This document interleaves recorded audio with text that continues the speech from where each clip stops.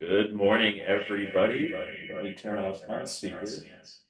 There we go. Seems a little bit better. You know. All right, everybody. We seem to be live here on the Zoom.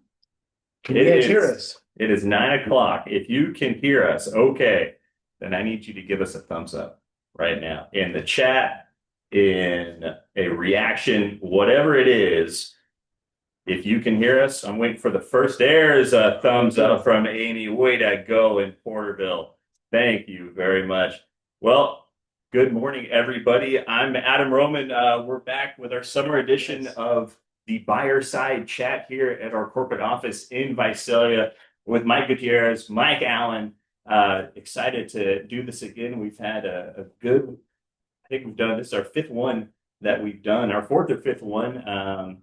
They've all been really successful. We've gotten a lot of great feedback from everybody, and this is something that we're still going to do on a quarterly basis. If it's something that we feel or these guys feel like they want to get out a message to you, this is an easy way to do it. And we could, step it up if we need to do it on a bi-monthly basis, whatever it may be. But this is our opportunity and these guys' opportunity to get a chance to speak to every office at the same time, every agent. The chat is open. We'll see if we get to it. We've got a pretty tight topic schedule here, but by all means, the chat is open. Shoot some questions off during this whole thing while we get going. Like I said, we've had great engagement. Summertime is here right now. It's getting hot everywhere across the valley. We had a good run in May to where it was cool for a while. We've hit June and now we're in the hundreds and it's not going to stop. Hopefully, we get a nice little cool down, but the summertime activities. Do you guys have a favorite summertime activity? Whether it's one of the things that came up when I was doing this is, was there an open house that you guys ever had when you were selling agents where there was no AC going in the summertime? What do you guys like to do during the summer? Primarily travel to cooler climates. It's hard to do anything outdoors when it's 110 degrees. But when the weather is more moderate or maybe starting in the morning, of course, I like to golf. Big shocker to most people who know me. Like to try to get out and golf even during the summer. But traveling is really what's on the agenda this summer, and going to some cool places. Looking forward to it. Other than that, stay indoors, stay cool, and just enjoy the family and again, visit some cool places. That's about it. What about you, Mike? Yeah, for me, traveling the Central Coast goes from Ventura, Santa Barbara, all the way up. I even like Santa Maria for some reason. But good barbecue. Yeah, right. In San Luis, we spend a lot of time there. Then you go to Pismo, Morro Bay. Monterey is another favorite of mine. But to be honest with you, my favorite memory of summer with my family has been 4th of July weekend around the house. Okay. So we don't have a pool. We did prior to this, but it was always a pool. If it wasn't ours, it was my in-laws. Yeah. Barbecue and fireworks and just a lot of corn. Favorite barbecue item? If you have one thing to throw on the grill, whether it's a side or the entree, what is it? Really, it's simple for me. I like barbecued ribs. I like them on the grill. Pork or beef? Pork. Okay. Pork, beef. Beef is okay. Pork is my favorite, but really, I like the side items. I'd like to roast the corn right on the grill. There you A go. little bit of a char on it, changes the flavor. That's my favorite. I mean, that's to this day. It'll probably always, and maybe in the future. 4th of July, barbecue, swimming, food. 4th of July, I think it's on. I think it's on a weekend. It's on Friday. It's on a Friday. Sure. Okay, so it's going to be a 3-day, 4-day weekend for a lot of people this year. Mike, same question. If you have one thing to throw in a grill, what's it going to be during the summertime? Well, I'm more of a smoker guy, so one thing to throw in the smoke. Okay, so what's the meat going in there? I think I do love ribs, more beef ribs guy than pork, but beef like brisket, just a slow cook brisket is just really good, really good. Had to cut back on it a little bit because it's a very fatty meat, but that's my favorite. It's cool because you just put it on, set and forget, if you will. It takes a long time, but once you get it going, you just kind of monitor it and relax, and then when you take it out, it's ready to go. You get to enjoy it. Now, summertime, everybody enjoy the family time that goes on with the summer. A lot of people, they're now out of school. Kids are done, or you're done if if you're teaching part-time, if you're in administration.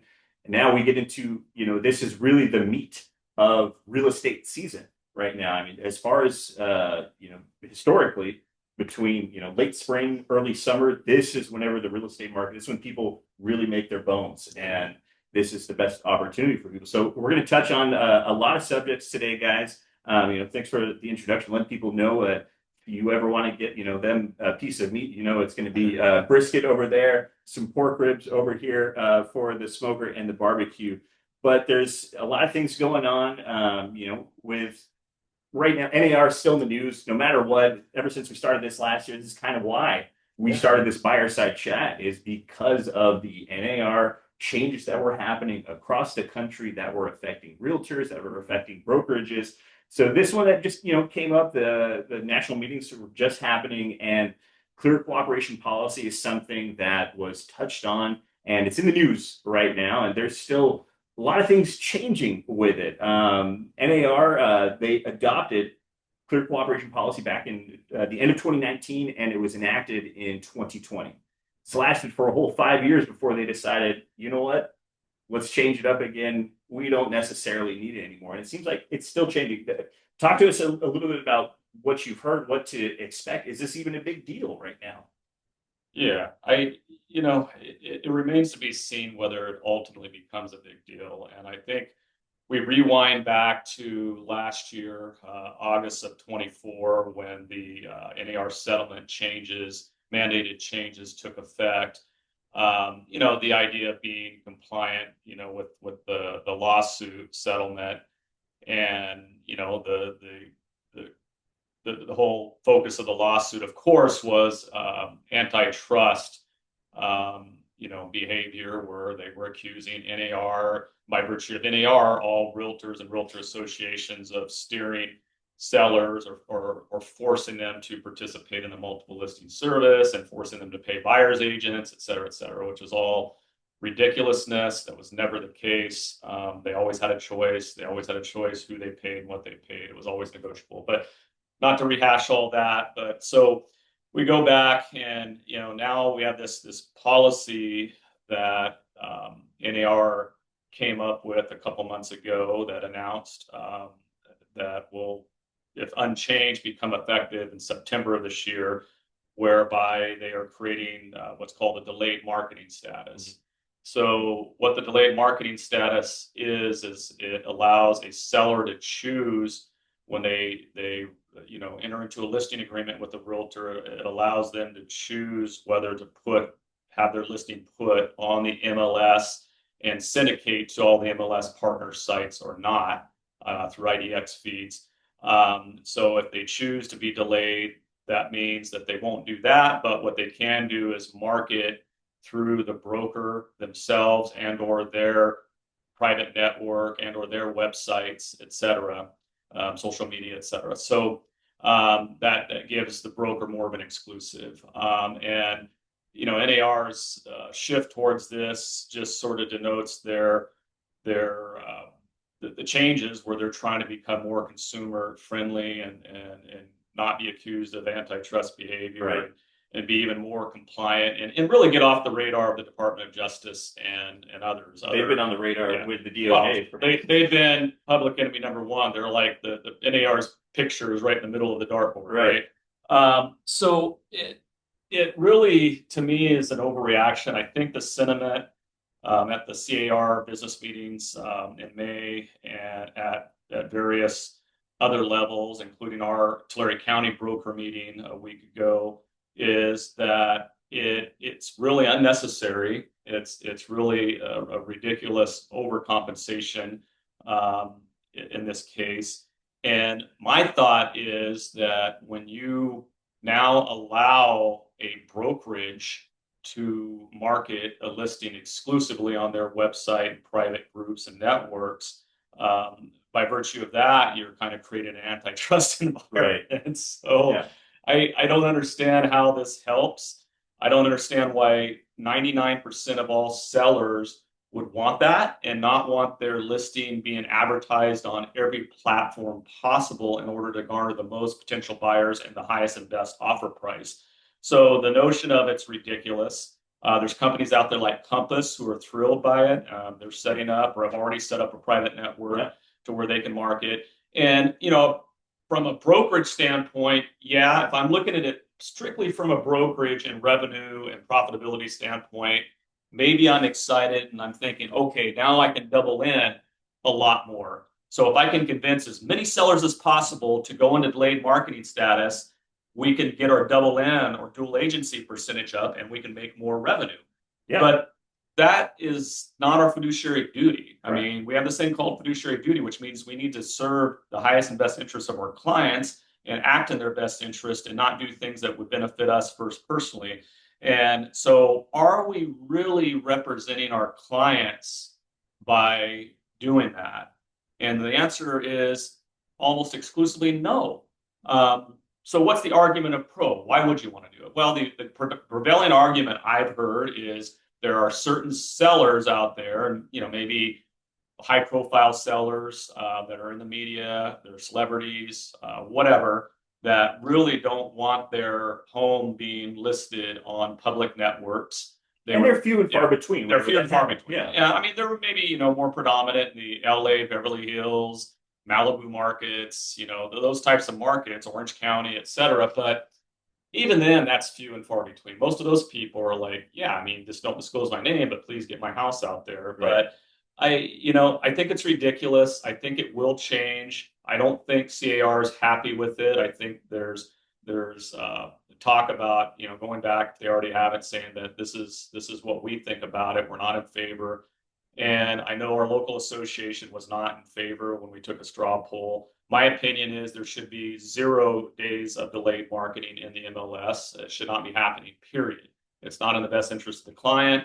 It's not fair practice. I don't like it, and it shouldn't happen. So we will see before September what's really going to happen. Yeah, local MLSs, they're the ones who are going to be enacting these policies and how we adopt it. And I'm on our Tulare County MLS committee. We can't make a decision right now because things are still changing from what we heard in May compared to our last meeting that we had last week. We still had to push things off because it's fluid. Michael, Mike said something right there to where, hey, these larger companies, large brokerages are, they want to keep that in-house. They want to do those double lending. They want to have the opportunity for those agents. I mean, here in the Valley, we are one of the largest, brokerages around. So, if we're doing it versus just a small little, boutique one, it's not even close. Like, what would be fair for us versus them? And for their buyers, they're not going to have that opportunity to see anything if, what NAR is trying to enact actually goes through. Yeah, for Mike and myself and all of the managers that we're working with, we've always wanted to do what's right for our customers and what's right for the client. And what that means is doing what's best for them, which means you get it out in the MLS. We don't have any system in place where we try to double end every deal, where we want to keep everything in house. Those are nice and we like seeing them. Yeah. But I think this is driven by a lot of greed by companies like Compass, Zillow, and some of the other ones out there where they have an internal system where they're promoting to their agents double-ended. They're doing it for their own pocketbooks. They're doing it to line their own pockets. And clear cooperation is, in my opinion, meant to stop that and to get all the properties into the MLS within 24 hours. And now it's the MLS and the associations to decide what that means. Yeah. Are they going to give them a 1-day delay, a 24-hour delay, a 36-hour delay, a 30-day delay? That's where the question is now. But for us, we still believe that the best way to have clear cooperation, the best way to do what's right for your client is to get it in the MLS as soon as possible. And that's the goal, doing the best thing for your clients. I mean, the core value, we do business the right way. Yeah. And that should be, that's a core value that should be around everywhere, you would think. And that's something that you guys focus on, that the brokerage focuses on. And this is one example of doing business the right way, doing what's best for your clients. So you guys have seen it in the news. It's been on different headlines. If you subscribe to CAR, NAR, any of those subscription sites in your email, you'll see that pop up. But like these guys, are saying, we'll see what actually happens with it. It's a big policy change. What actually changes in September? Who knows? It's been fluid for months now. Whenever this first came out, in March. So we'll see what goes on. So if you guys have any questions about that, I know we've talked about it at different office meetings. You guys are hearing it, right here too. Things are still fluid. We'll see what actually happens. If there's something that we need to modify or change, then we'll get back to you on that. But it may be different in Tulare County versus it is in Fresno County and Kern County and Kings County. That's also what's something kind of bizarre about this whole thing. The difference, though, if NAR doesn't change the basically the policy here, the way it sits, and it implemented by September, really the only control the local MLSs have is over the time period. Right. What is the exact time period that the property can remain in delayed marketing status? So the local MLSs, realtor MLSs, will have basically at their discretion what they want to do. Now, other MLSs like CRMLS, for instance, which is a publicly, or it's an own non-realtor company, right, an independent company. They're opting out of the whole thing. They're just not participating in it, but they're not realtor controlled. So being realtor controlled means you have to follow NAR guidelines to keep that moniker, etc. I don't see it being the same, but it could be. You mentioned Zillow a second ago. I mean, Zillow, as a lot of you have heard, is basically taking the standpoint if the listing doesn't go in through clear cooperation and get onto the multiple within that time period, i.e. 24 hours, then they will not put the listing on their site later. So basically what they're doing is they're countering the delayed marketing status with, okay, you can go ahead and do that, but don't plan on putting that listing on our site after the fact, right, after the 30 days or 60 days or whatever it is. And, it's a stance on their part. I think they're characterizing it as, it's just not fair business and it's not right for the client, which is all true to an extent. But obviously self-preservation, where do they get all their listings today, which is all the data that they have built their business on and generate revenue from? The MLSs. So if you're not putting things on the MLS, then they don't get syndication and they don't have that listing pop up. So it's a bit of a power play on their part, and they've got big muscles because most sellers want their listing ultimately on Zillow. That's the number one source next to new homes or homes.com and realtor.com. And so that's an interesting component of all this. See how effective that is. Right. So they started enacting stuff at the end of May, basically saying if you're doing delayed marketing, we're not having you on our site. It was an interesting move by them. It's a power play. Yeah, there's a lot going on with it, but we want to make sure that you guys are aware of what is happening with that specific part. We could go a lot of different ways, but I want to talk about market updates in the economy right now. So there's a lot going on. Like I said, this is generally the busiest time for realtors. If you guys are at home, come by the office sometime this week, next week. Check it out, see what's going on, because this is the time for everybody to shine right now. You've got people who are normally, like I said, having to deal with kids at school, no longer at school. This is the time when people want to move right now. So what's going on with the economy, market updates, all that, just encompassed into one right now for the summer season. Yeah, we got to stop using the word compass. So, I mean, they've gotten more advertising than they normally do today. We'll have to send them a bill. Thank God they're not in our market. So, the market and economy is interesting, guys. I'm not going to sugarcoat. I never do. It's just a little wacky, right? Because, we've had, NAR, CAR, many large economists from the major companies, Zillow, Realtor.com, all forecasted this year on unit volume anywhere up from 8, as low as about 8 up to 15+%. NAR and CAR seem to be right around that 10% year-over-year mark. So we're all very optimistic going into this year that, okay, we're finally over the hurdle and this little slump, and we're going to start getting the nose of the plane back level again and eventually start ascending.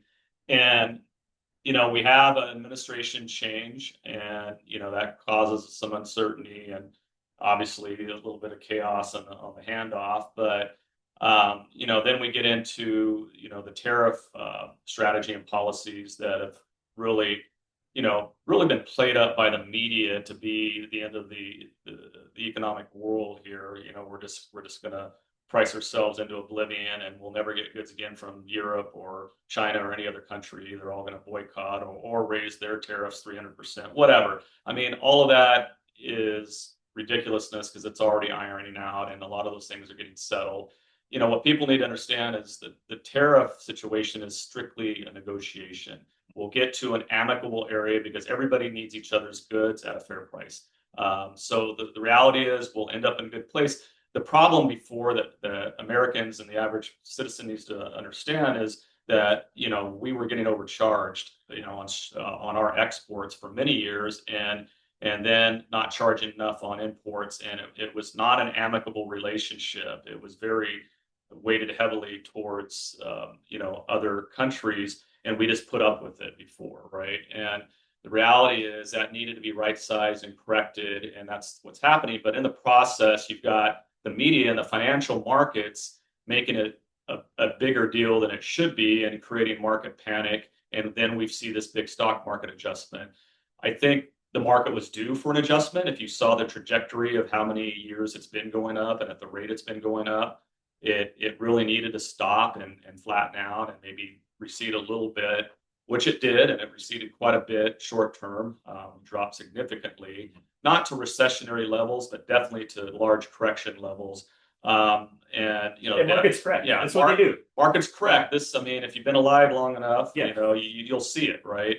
And the reality is, we're already back up today to not far off from where our peak was. I think the Dow peaked out at about 45,000. We're up to about 42,000 as it sits today. Market's been pretty stable over the last week.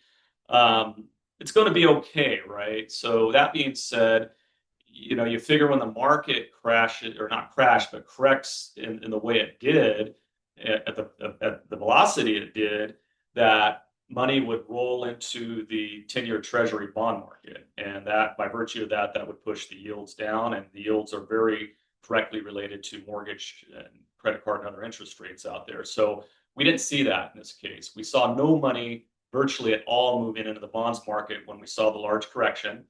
And in fact, the yield only went up, and the yield is sitting up at right around 4.5% today. So we're getting no relief on interest rates from the 10-year bond yield. And then we're not getting any relief from the Federal Reserve. So the Federal Reserve met several weeks ago and chose to do nothing. They've got another meeting next week. They've got another meeting Tuesday, I believe, Wednesday of next week. Yeah. And the sentiment is they're going to do nothing yet again because the job market is strong. And inflation, they want to keep it under control. They're worried about tariffs and whatever. They're going to sit on their hands again. So I don't expect anything to happen. I think they're just going to do nothing next week. So we're getting no relief either way on rates. So rates today are sitting up unless something dramatically has happened this morning that I didn't check. They're sitting between 6.8 to 7 on a 30-year fixed. Okay, so that's higher than what we saw most of last year, at least the second half of last year. Right. I mean, we got first half. It's basically the thing. Right. It really right. is. Correct. It is. Yeah. Second half, we got as low as 6. The yields went down, and we got sub 6.5. It's kind of where it bottomed out, but not, it didn't go below 6. But so the bottom line is, I think, we're not going to see any relief on interest rates this year. We need to consider it the new norm. This is just what it is, guys. Homes are still affordable, especially here in the Valley. Yeah. You need to work with that number, that payment, that price point that you qualify for at the 6, 8, 7. Get over this. I'm getting ripped off because rates, I could have got a 3.5 back in 2021, and I just wasn't ready or didn't do it. But again, those were fictitious interest rates, all stemming from post-COVID relief by the government through quantitative easing. Government was printing money and buying bonds and artificially driving the rates down for several years, and that just stopped, not terribly long ago. And now we're back to organic interest rate adjustments. The government's not stepping in. So are we going to see any relief on that upper 6? Not much. I don't see anything. Something you don't hold your breath on. Don't hold your breath. Can it get back down to about 6.5? I think it probably will this year, but I don't know that it's going to go below 6 at this current trajectory. We will see. But that being said, my long-winded explanation of where we're at, we're having a super soft spring in comparison to what we thought we were going to have. Right. Now, soft meaning we thought we'd be 10% up, it'd be more robust. The numbers, by and large, are running in alignment with last year. If you look at, as a company, we're within 5% of units, same unit count we did last year, and we're right under 1% on sales volume. So we're right almost equal with sales volume last year. So really, I consider the company running flat year over year. Just some other items of note on just sales volume through the end of May. Or actually, this is through the end of April. I'm sorry, I didn't have the May numbers for the MLS reporting, but Tulare County through the end of April was up about 2.1% on unit volume as a county. Fresno's down about 0.3%. Kern County's down up 0.1%. And this one was a little bit of a shocker, but I remember Kings being really robust last year, but Kings County's down 36.3% year over year. So that's a huge adjustment for those guys over there. But overall, the indication is the markets year over year are pretty flat right now. So we're not down, we're just flat. But again, what does June hold? I mean, if June doesn't pick up beyond what May did, we could start seeing us go backwards as a company and our local markets, which we don't want to see. Yeah. So one more thing, and I'll hand it off. I know I'm monopolizing things, but I think here's the good news. The good news is we're not in a recession, not anywhere near. Jobs are strong, wages are strong, people are spending money on discretionary goods, restaurants are still busy and full, shopping malls are busy and full, airplanes and vacation venues in Las Vegas are still very busy. Mm-hmm. I mean, I've seen all this firsthand. But what we've got is we have fence writing. So we've got a lot of buyers out there and still some sellers that are sitting on the fence waiting for something to improve or to get past the tariff fear, make sure their 401ks are okay and they're going to have a job or whatever the case is. There's pent up demand that's developing right now. Yeah. Just like COVID. Remember COVID 2020, that first half of the year from March to June. Oh my gosh. I mean, very little business thinking this is the end of the world, right? And then the second half of 2020, when we got released to do business because we were deemed essential, we blew up. This pent-up demand will release. Yeah. And it will release this year. When it does, I'm praying it's this month. It may not be. It may be July or August, but it will release, and you guys are going to be incredibly busy. So stay positive, stay in the game, keep working, keep nurturing leads, keep following up. We will have a very strong month coming up here very soon. Yeah, listings are up kind of, whenever I'm looking, I keep an eye on Tulare County, and Porterville's had more listings than they've had. This is right now, we're in our actual peak. Like we have more listings in Porterville right now than we've had since 2022. 31% year over year. Yeah. In Tulare County alone. So listings are there, but buyers, like you said, the fence rate. That's something you touched on it right there at the beginning. I wrote it right down here. It's one of those things to where everybody just don't watch the news, just turn it off because there's so much, there's a lot of, misconceptions. Doesn't matter which way of the fence you're on with it. Honestly, it really does not. But people have this fear. Like you said, the markets are crashing, tariffs are causing all this. Meanwhile, mortgage applications have been up. They really have been up. Those are things that I'm reading on a regular basis. Mortgage applications are up. So buyers are there. They're just kind of, hanging out. They're sitting on there. Mike, you're talking to agents, all the time. What are you hearing about this market right now? So it's one of the messages that I wanted to get out today. It's this. Look, let's be real. The market has been tough on all of us, right? And so we got to look at it. It was a thing about the interest rates. Then there wasn't the inventory. But what we've seen in the last couple of weeks, in the last 2.5 to 3 weeks, we have seen a surge of listing. Yeah. Valley-wide. And so the sellers are there now, and your buyers aren't saying no. We're just not listening. What they're saying is not now. Right. And so they're also scared for all of the reasons that Mike mentioned, and they're seeing the numbers. And when you get onto social media or just media in general, they have negative things to say. Yeah. That's what the news is. It's rarely anything positive. And so there's a lot of noise going on. But where the market is typically right about flat transaction count wise, where it's not flat, it's the prices have continued to go up. And so as real estate agents, we know what we feel. We feel like it's beating us up. This market is tough.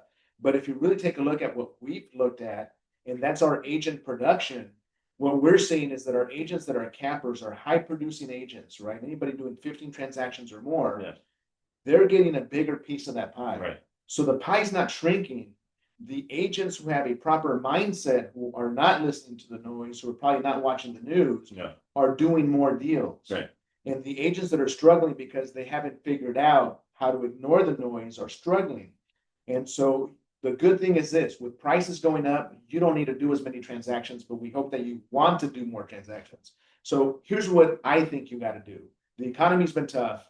You don't have to reinvent the wheel. You have to keep the wheel turning, which means you have to pick up the phone. You got to knock on a couple of doors. Damn, it's hot. Knock on in the evening. If you're going to go do an open house, knock the neighborhood before the open house. Follow up one more time. Not a whole bunch, but just one more time. And then next time you go talk to a customer, change the way you're talking to them. Just, it's not, are you ready to buy? Is what is it that I can help you understand about the market? Yeah. What is it that you're struggling with? And I made myself notes for the first time. I'm not a big note guy, but what's one thing you wish you understood about the market? What if the right home popped up today? Are you ready to make that decision? If they're ready to buy because they've gotten pre-approved, because they're doing that, Yeah. we just have to change the way we're talking to them. So it's not that the market is bad. It's that our perception of the market is bad. Correct. The economy is tough. We get it. Prices are still up. Look at what is selling. You guys are all in the MLS. If you look at prices over 450,000, above 500,000, we're selling more homes in the high price ranges across the valley, which means that those buyers are not being affected. They have the ability to buy. They're selling their house at 400. They're buying $500,000, $600,000, or $700,000 homes, and they're selling quickly. Yeah. Which tells me that it's just the population that is listening to the noise. So your buyers aren't saying no, they're saying not now. You got to learn to switch the conversation, which is exactly what our next topic is, which is it's reignite with Mike. Yeah. So here in the Visalia sales office and the sales meetings that they've been doing, if you guys aren't watching them on Zoom, I implore you to do it on Tuesdays. If you guys, and I'm talking to the agents outside of Visalia. If you're from Visalia, come to the office, do it, go there live and check out the meetings. But each office has their meetings. We have them live and we want you guys in there. But this one is something that he's got in the conference room right now. It's Ignite, and it's something that we talked about. About a couple months ago, you had this, this idea, this plan you wanted to get to agents. Reigniting. What is reigniting? It wasn't my idea, actually. I got it from the agents here in Visalia, particularly Charlie in the office. He came to me and says, "Hey, Mike, I was talking to a couple of the agents, and they're just feeling burnt out." And so Bob came up with the name, well, let's reignite them, right? Yeah. And the name came from Bob, but the idea came from Charlie. And that is that people are feeling burnt out and they feel like they're hitting a wall with customers. And so this is just a way to brush up on some of the basic skills we know we need to do. But more importantly, it's about changing your message as a real estate agent. And so what I've started doing is I've gotten a lot of new agents or newer agents or agents who just don't do a lot of production. They're like, "Hey, Mike, I'm nervous about going on a listing presentation. Hey, Mike, how do I do a buyer's agreement with somebody? I don't even know how to explain it." And so the beginning was just that. It's about changing your mindset from a one of fearfulness to one of appreciation. Be glad for what you do have in life. And the second one is I've gone over the listing agreement now. I've gone over the documentation as far as all the disclosures that are on with the listing agreement. We did that last Wednesday. Yeah. But the very first one that I did was how to do a buyer's agreement with the buyer's agent, how to explain it to them as the buyer's agent. And I did it as if one of the agents was my client. Right. So that they would have at least one way to look at it, which I'm not saying I'm the only one that's doing it right. There's 1,000 ways to do it, Yeah. but maybe giving them just a little bit of a different way to do it. So the training is 100% led by what agents are asking for. It's a way to kind of re-spark some of their motivation. It's to have them change their message, have them change what they're saying, just tweak it a little bit to where it makes more sense in this market. And it's coming up with value propositions for them. For example, what makes me different? Why do you want to work with me as a real estate agent as opposed to one of you guys or the other 5,000 agents that are in the area, right? And so it's the why you, why me. And then it's also about getting back on social media. What is it that you know about this town that maybe somebody else doesn't? What restaurants do you shop at? What are the little, there's the little places that you go and you take walks. Is there little places that make this a neighborhood that people want to live at? And so it's about making your message be very hyper local to where you do business, to where you become the specialist. And the last one is, look, guys, we provide a service to our customers. And so are you asking the question is, what problem can I solve for you right now? Whether they're a buyer, a seller, or an investor, what issues do they have that you can solve? And so we got to get back to some of those real basic things that we're just missing the boat on. We're just not touching on it enough. And at the end of the day, look, guys, you're not alone in this business. I know for a fact that a lot of you are feeling burnt out. So what can we do as your managers to help you kind of get above that? And guess what? If you're feeling burnt out, what do you think your customers feel? They're feeling burnt out. So you have to offer that same thing moving forward to them. That's what Reignite's about, is just changing your message a little bit, just tweaking the way you look at it, Yeah. and just changing the type of conversation you're having with them. Look, your next win could be your next conversation. Yeah. But if you're having the same old tired conversation, you're going to get the same old tired answers. Exactly. So just change it up. You have to adapt. Yes. That's absolutely what you have to do. You have to adapt. Bobby's here in the chat saying she loves the Ignite. It really helps us newer agents. Thanks, Mike. So it's working for agents. There was something that you talked about, just creating quick little social media videos, something like that. When we had an all conference meeting, we had all offices come by. It was one of the times Jared James came in, but that message has resonated. I've heard this from other agents that were there, not even people who were agents, people who were affiliates that came by to see it. And he had one very specific message that resonated with everybody. And that kind of goes back to getting a video out there. Visibility. No. Visibility trumps ability. Yes. In that. 100%. The biggest thing that you guys can do out there right now is be visible, whether it's going door knocking, reaching out to clients that you have on your phone, reaching out to just friends, family members, reminding them what industry you're in. You are a professional realtor. You guys are professionals. Remember that. That's a big thing. There was somebody who came into our office just last week and was asking an agent there, why should he use this agent? Why shouldn't I represent themselves? And the agent I was so proud of her, the way that she handled everything. And it worked out in her benefit to where that client completely understood why you would want to use a professional to represent you. I've seen Law and Order plenty of times. I'm not going to ever go represent myself as my own attorney. I'm going to hire a professional. The same thing goes in real estate. That person wants to work with you. They want your advice. They need it. And it's something that really differentiates us. And I think people forget that, whenever they're reigniting, just that part of it of you're a professional, you have studied, this is what you do. And you have all the tools here. You've done these training sessions now. They're on YouTube. They're easy to find. If you happen to miss the Zoom, they're right there. I know that your masterminds are there. The Jessica's trainings that she's doing on Wednesdays have been there. So all that stuff is there, and we're going to put everything on there for everybody to see. But the key part of it is getting out there. Just find something that sparks, that reignites you to get out there for these summer months. Mike was saying, is June going to be the time when that pent up, that release, is it going to happen?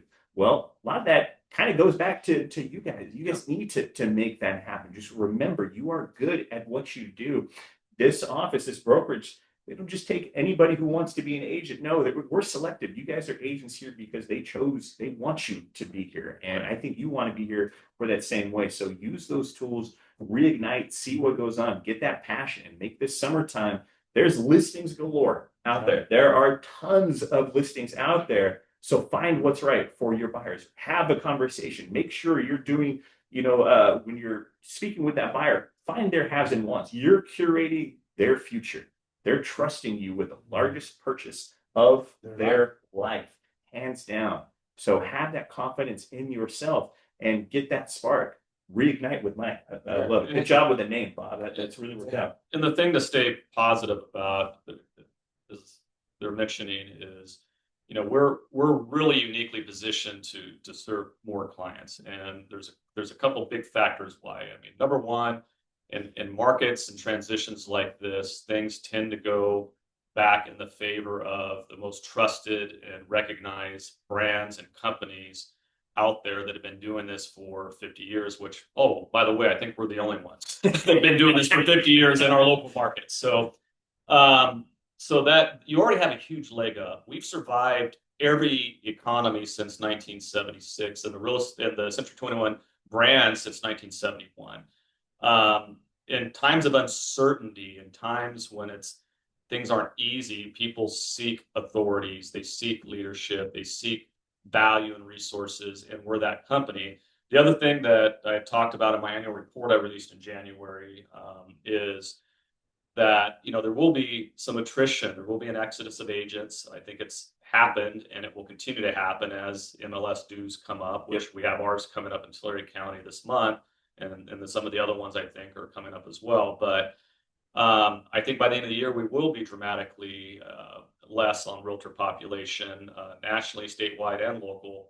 It's opportunity for you guys to gain market share and to do even more business because you do have the resources, the expertise, the experience, and the branding to go out and create that trust.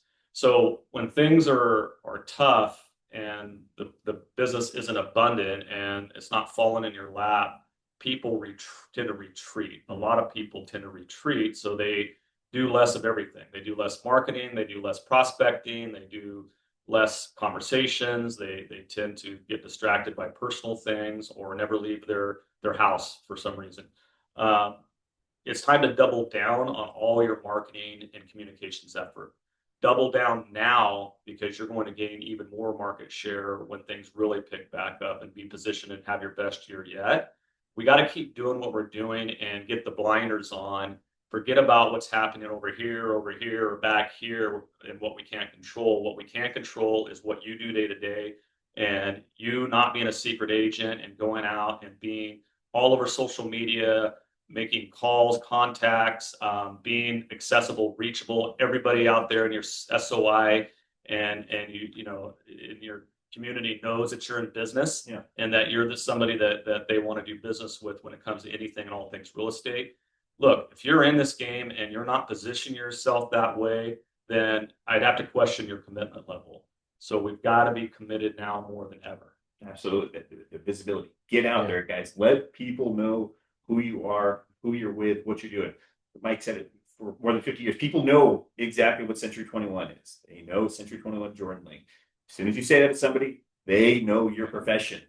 Yeah. So that's a big thing to have that a lot of people don't have. So utilize that. For example, I went to my chiropractor yesterday. I had a branded polo on. They already know who I am at this point, but I had 3 real estate conversations yesterday. Just the 20, 25 minutes I was in my chiropractor's office because I was branded walking in there. And one of those 3 could lead to a purchase with the company. And I get that all the time, even wearing my little pin like Michael has on his lapel there. That's so recognizable. I that little pin that just has the C21 crest, they call it, generates conversation. And so if we're going out into the general public unbranded as a civilian, I don't know what we're doing. We're just not in the business, I guess. I think you guys take advantage all ways, shapes, and forms of the most powerful branding in real estate, not only nationally, but internationally, and go out and generate those conversations by virtue of walking in to a public place with our swag and gear and this Century 21 crest. Yeah. I think that's something to where, myself, Angela, Sandra, Larry, Michael, Mike, we wear this with a badge of pride and honor. And it's something that I think most agents do as well. Whenever you guys go out there, like you said, goes to the chiropractor and all of a sudden, it's 3 conversations. Who knows where those are going to go? If you're out in if you're at a kid's game, if you're at church, anywhere, if you're at the grocery store, as soon as they see this, they're going to know exactly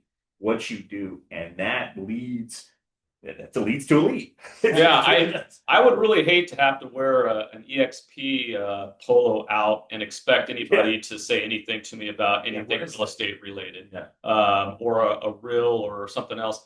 the bottom line is we have the most powerful brand in real estate and we need to use it shamelessly. Yeah, we're gonna have to get some links out there, remind people where we can get the swag that we have, whether it's caps, shirts, whatever it may be. I know that there's different shops that are there that we've used in the past. So that's something that we'll work on to make sure everybody has the opportunity to get some swag that's out there. And when we're out there with this badge, with showing our Century 21, other agents are seeing that as well. Other agents know exactly what you're doing. And that kind of leads me to a program that we've had for a long time. And people who are aware of it and have utilized it, they find something. They usually get an envelope around Christmas time. Yeah, it's the Evergreen program. It's something that tell us a little bit about how long the Evergreen program has been going on and how it can benefit agents who maybe everybody has friends who are agents. You are in this business. You have colleagues that ask, or maybe they're not thrilled where they're at, looking for opportunities. Who knows? But there's a program that we have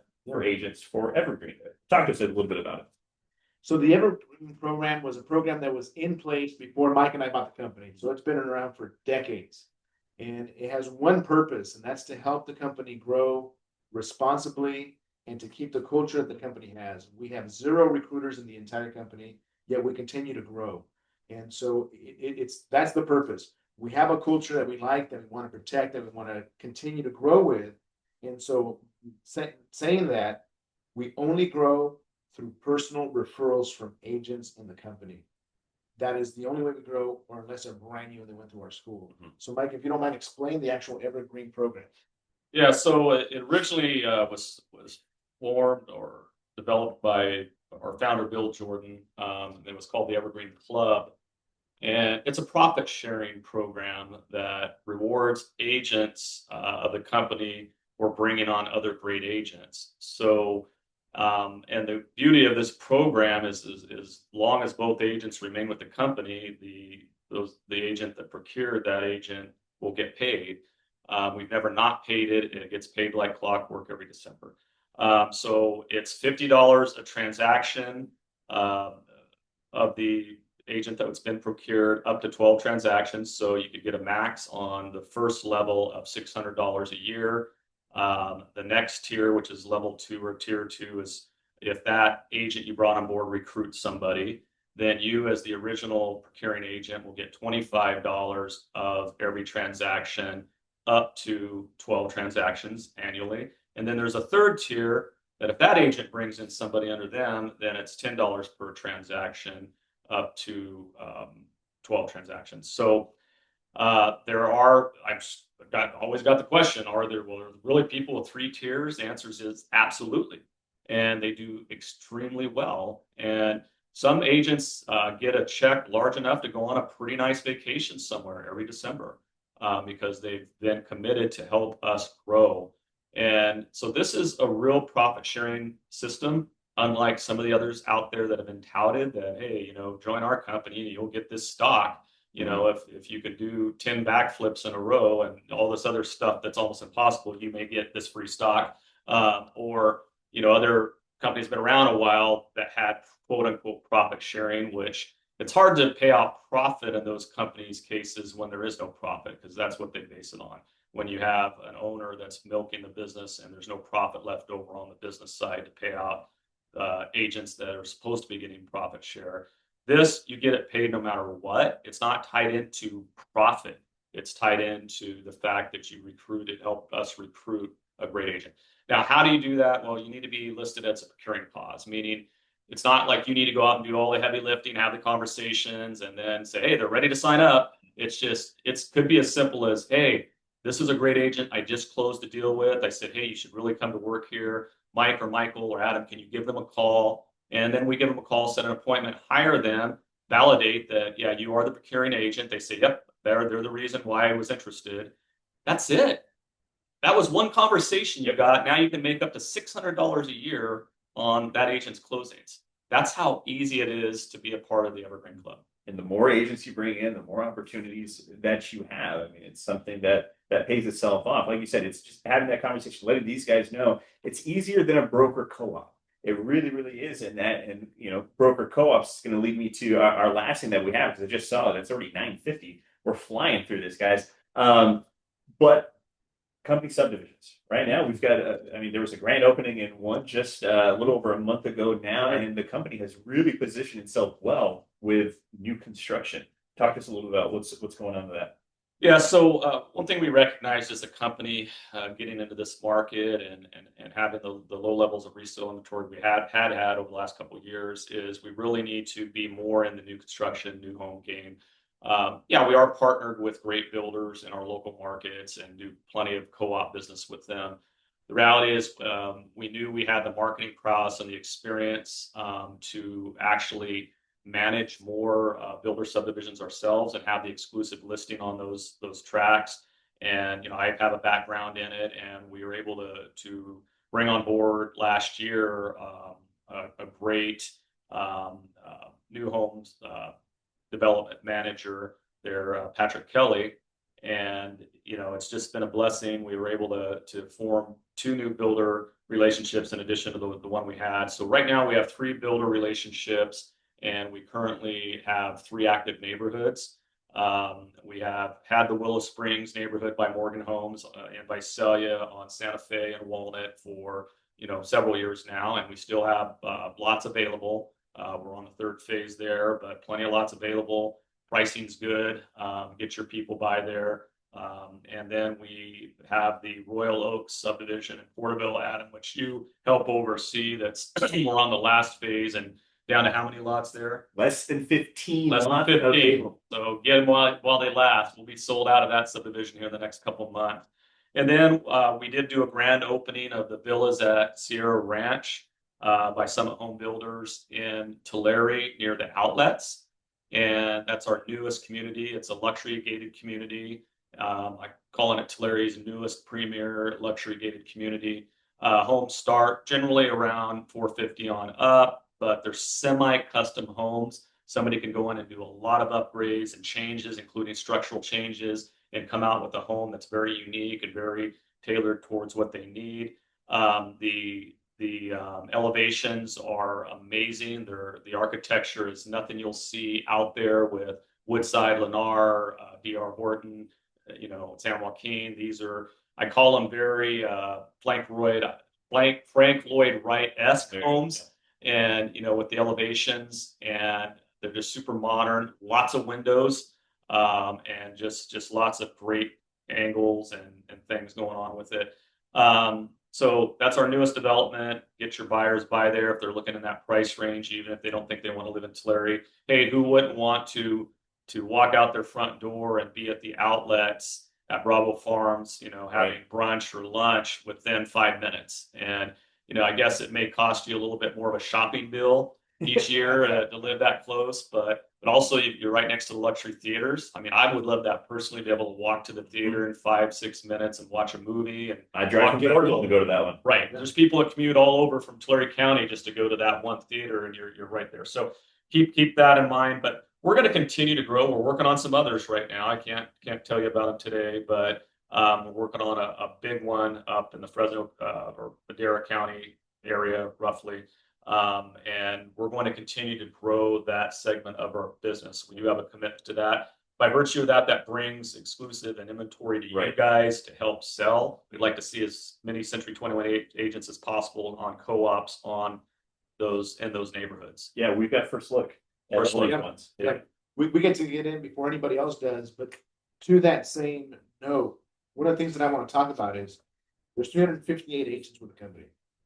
If one of you has a relationship with a builder who is struggling with their representation and wants to meet with us, we'll have that meeting. Don't be scared to shy away from it. Maybe you've not had that kind of commitment from that builder before, or that relationship, but we'll help you manage that. That's what we want to help you. We want to help everybody grow. It is a tough market. You got to think outside the lines. But Patrick Kelly didn't start as a great new development manager for new construction. He developed into that by going after it. Yeah. And if he can do it, there's somebody out there that can do it too. And by the way, Patrick Kelly, I mean, I think I just looked, he was the number 2 agent in Tulare County ranking wise as of last month. And he's in the top 10 in Fresno, I believe, as well. I mean, obviously that's a testament to the value of being involved with new homes and the level of volume that he and we were putting through. But just to reemphasize what Michael said, because I've talked to some of you that do have builder relationships and you've been working on that. We have this thing figured out. We have a marketing plan and a system in a box that we can go with you and meet with those builders, and we can gain that business pretty easily, because there's no other independent brokerage out there, in my opinion, that can service those builders at the level we can. No, absolutely. It's been a great thing. It's been great for agents, for the teams that are out there. They've seen success, and so we want to give that opportunity to everybody else. We're at 9:55. We're not going to get to the last thing on here because we're going to wrap it up. So we're going to go to final message, final words from either whoever wants to. Mike, go ahead and start up. Final words for the group. I'm sure some people are thrilled that these are my final words today, but long-winded. But I get passionate about certain things. But that's a good thing. I think people enjoy that passion come through. I guess as I get older, I tend to not hide my emotions sometimes as much. I mean, but I just want to be real that if I don't agree with something, I'm going to say it. I don't agree with NAR's policies and anything they've done over the last couple of years. Hopefully they get better because we are all realtors and we want to stay realtors. Hopefully that improves. But I think, again, we have to keep working and keep positive and moving forward and being in the game. And whether you think you're winning or losing the game, we have to fight to the end. We've seen plenty of 3-point shots at the buzzer to win the basketball game, or Hail Marys that have won football games. We can never count ourselves out, ever. And the bottom line is we will end up having a good year because I do know that this demand will release and we'll have a big month, and then we'll be steady for a while. It's just right now it may feel like, oh, doom and gloom. And it's just, oh my gosh, what's happening here? I'm not busy. But it's not about sitting and waiting for business. Just to reemphasize, it's about going out and capturing it and taking your fair share. And if you're not out doing things actively to garner more business, then you aren't going to have a great year. You're going to have a very weak year. But that's not what we do. When we get knocked down, we get up, we keep going, we fight. We will continue to gain market share like we have the last several years.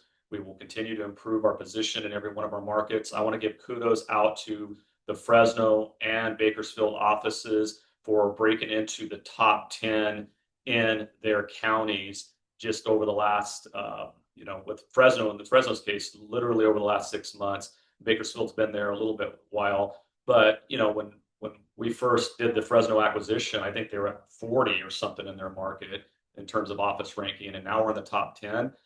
This is what we do, guys. We grow and gain market share no matter what the market's doing. And we've seen some of our biggest growth years as a company during down markets, and this is no exception. So keep that in mind, stay positive. We're here to help. We're one team, and we're here to be successful and help each other win. Great way to put it, Mike. For me, guys, I want you to get educated. A lot of the stuff that we covered today, you should have already known. Clear cooperation, all the other stuff. Look, NAR, I think they've been running scared for too long. But educate yourself so that you can explain it in a clear way to your customers in whatever personality style they are. So number one, educate yourself. And yes, look, transactions educate you through experience. But the fact is that you can educate yourself without having a ton of transactions. Go out there and read a little bit more about real estate. If you don't know where to start, ask ChatGPT to educate you a little bit. It'll get you started if you don't know where to start. Also, do you solve problems or do you just unlock doors? So think about that. What kind of service can you provide? Know your area, be hyper local, make sure you know your area better than anybody else. And in this time where things are there's a lot of noise, your clients are looking for 3 C's. They're looking for calm, clarity, and confidence. Do you have that? Do you have the confidence to get the job done? Can you explain things with clarity? And are you calm in this storm that we're in real estate? So final words, struggling isn't failing. It's part of growing up and getting better, right? And so if you're growing as an agent, you're not failing. If a deal falls apart, that's just part of growing. Stay ethical, stay consistent, stay connected. You are building a business, not chasing a commission. Because if all you want is that commission, they're going to see it. They're going to read right through you. And the last thing is your next closing is just one conversation away. That's it. Stay positive, educate yourself, and keep moving forward. And that one conversation can come simply from going to the chiropractor, and you have 3 conversations, guys. It's that simple. I mean, they make it sound simple because a lot of times it is. Yeah. We get into our own heads. We're listening to outside noise, like Mike was saying. Just have those blinders on right there to where you're focused on your goal of being the best real estate professional, being the best realtor that you can be for your clients. Do not wait for that phone to ring. Be the one to make that call. Reach out to those people that you haven't had a chance to talk to in a while. You've got great managers at every office.